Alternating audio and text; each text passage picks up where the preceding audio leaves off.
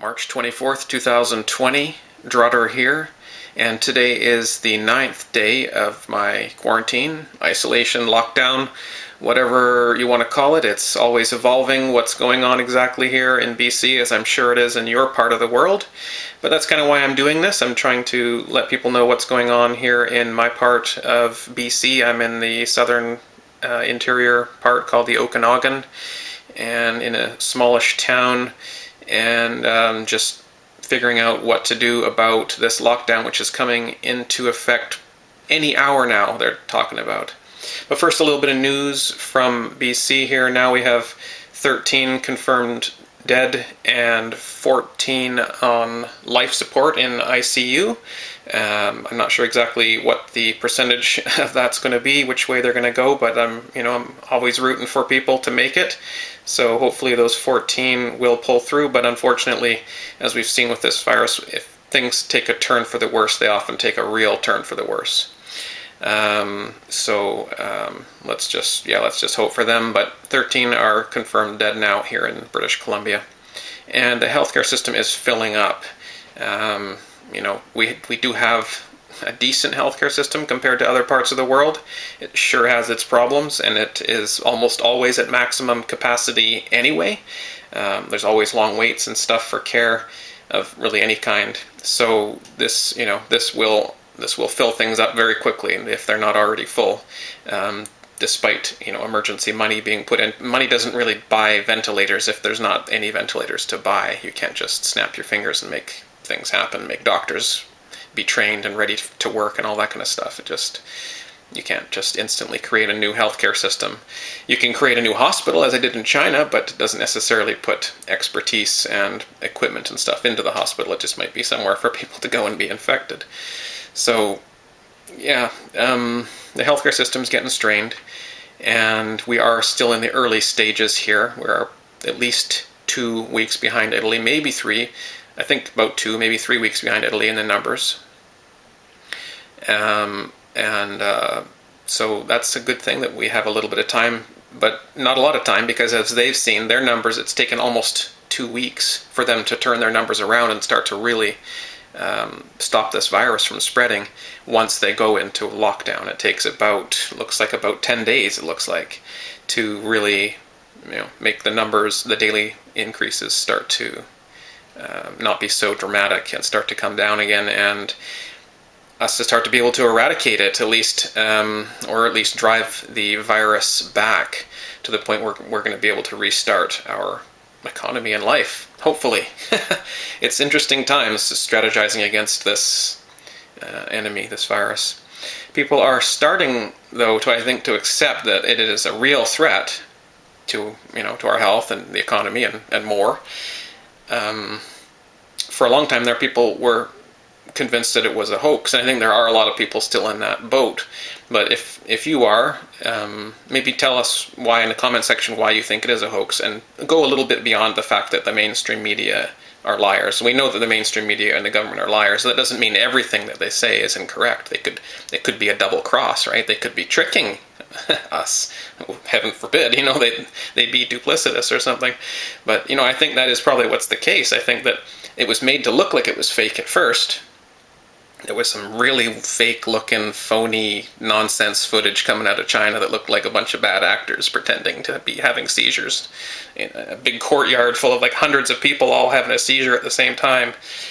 That didn't look real to me. A lot of the stuff didn't look real to me at the beginning, but I think a lot of people saw that and then have switched off. They said, okay, this is another one of those hoaxes, and there have been many hoaxes, so people have been burned before in believing what the mainstream media and the government says. So this time they're saying there's a virus coming and it's bad. It's actually true, and under the cover of their past record being so shitty, they're able to trick people by saying the truth now. So I think that's really what's going on, and it's messed up. But a lot of people are starting to come around to the fact, you can't have hundreds, thousands, tens of thousands of vlogs, blogs, videos, posts, articles, research papers, university, write-ups and all this kind of stuff on what's going on, and it all to be fake. This kind of thing, it couldn't all be fake. there's high-def video of people dying of the illness, people choking to death and stuff like that. If you want to go and look at it, there's lots of stuff out there. It's real. It's not being faked. Like I said before, the origin of the virus is in question. Is it a real epidemic that just naturally happened and very conveniently in the right time and place in Iran and China? Or,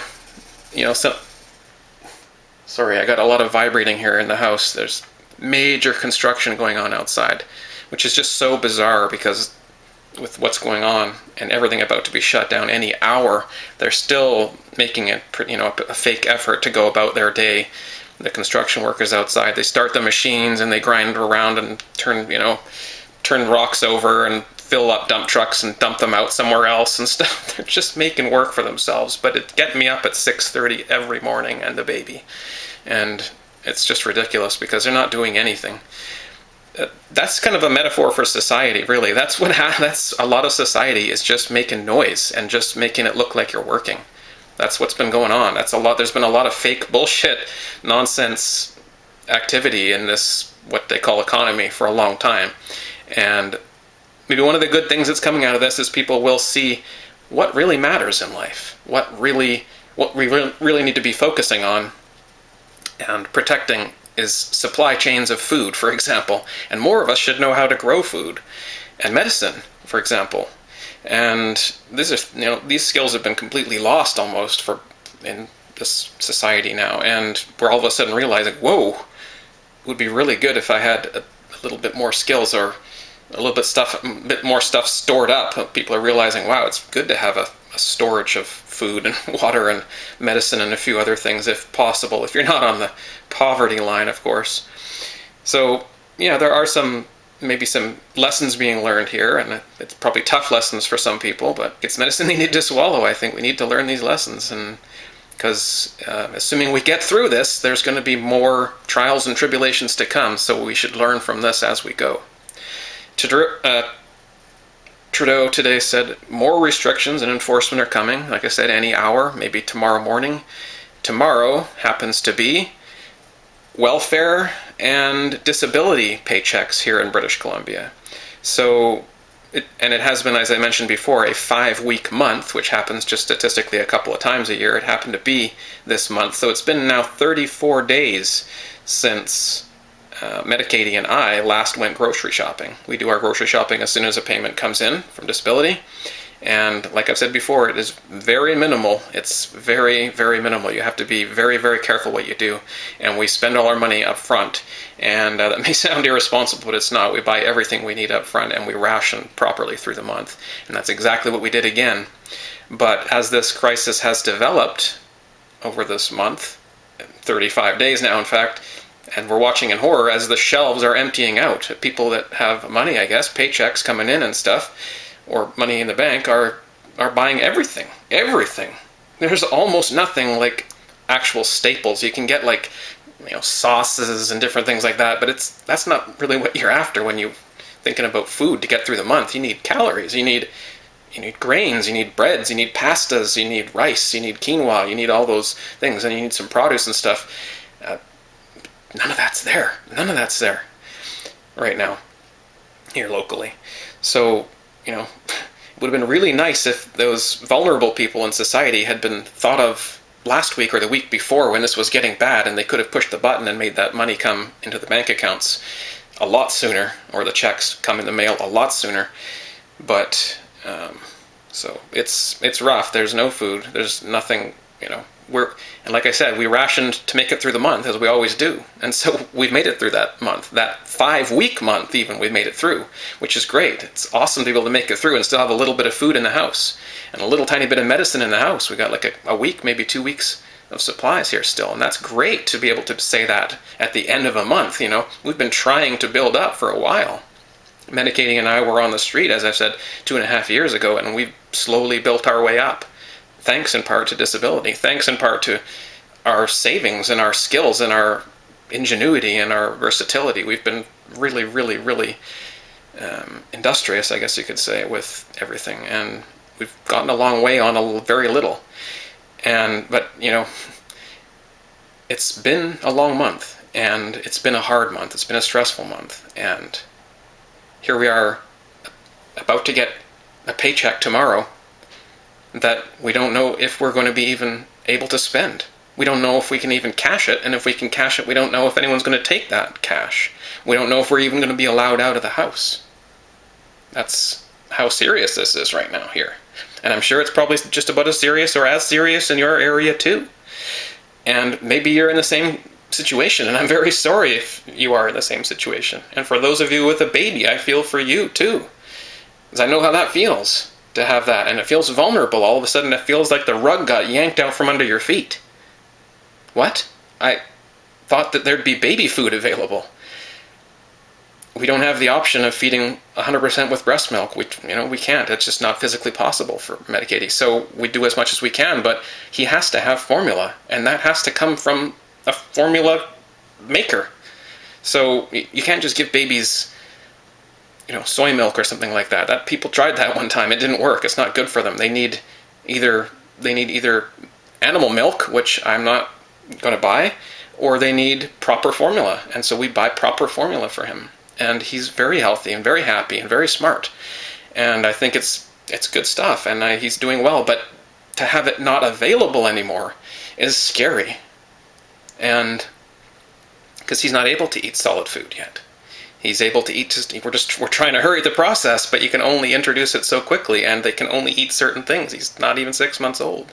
He's already, we're trying to get him on potatoes and different things like that, so we can start to hopefully get him onto food that we might be able to grow here in the garden. That's what we're thinking about. That's how things might be going. So, because I don't know, I'm planning for anything. I don't want to be caught unprepared. I never have wanted to be unprepared. I've been trying to be prepared for this to happen, and here it is happening, and I find myself unprepared. Not emotionally, though. Luckily, we have our emotional, mental preps in place, you could say.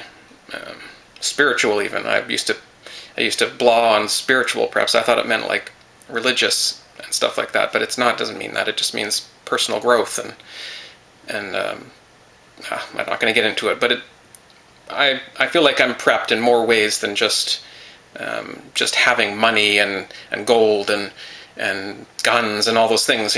Maybe I don't have all those things, but I have a lot of knowledge, and I have a lot of experience going through hard times, and I have experience with rationing, and I have experience with going hungry if I have to.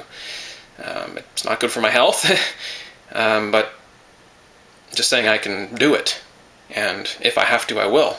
As the baby's going to keep on getting formula no matter what, I'm going to make sure that happens.